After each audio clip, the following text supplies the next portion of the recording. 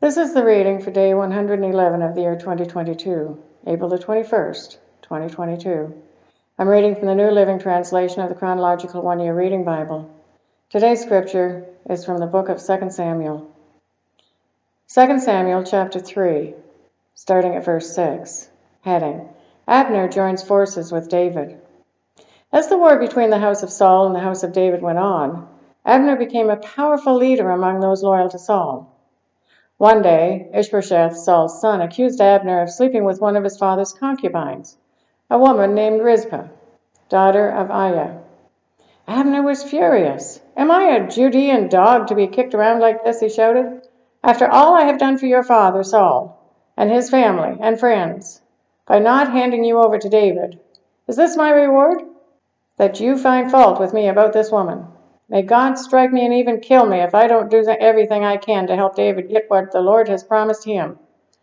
I'm going to take Saul's kingdom and give it to David. I will establish the throne of David over Israel as well as Judah, all the way from Dan to the north of Beersheba in the south."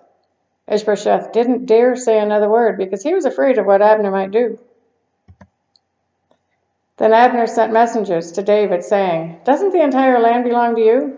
Make a solemn pact with me, and I will help turn over all of Israel to you." "All right," David replied, "but I will not negotiate with you unless you bring back my wife Michal, Saul's daughter, when you come." David then sent this message to Ishbosheth, Saul's son: "Give me back my wife Michal, for I bought her with the lives of 100 Philistines." So Ishbosheth took Michal away from her husband Palti, son of Laish.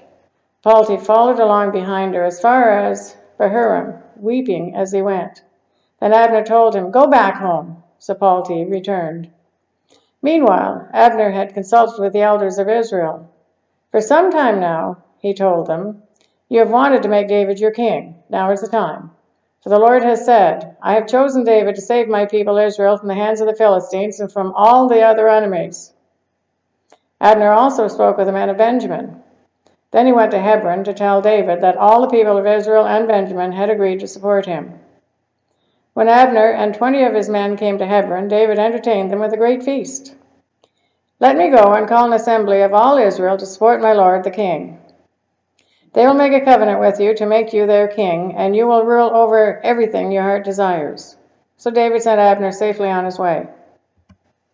Heading: Joab murders Abner. But just after David had sent Abner away in safety, Joab and some of David's troops returned from a raid, bringing much plunder with them.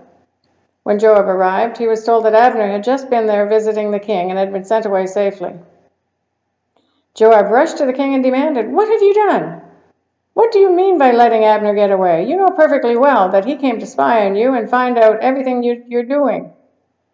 Joab then left David and sent messengers to catch up with Abner, asking him to return. They found him at the well of Sirah and brought him back, though David knew nothing about it.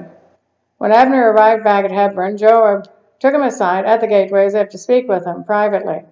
But then he stabbed Abner in the stomach and killed him in revenge for killing his brother Asahel.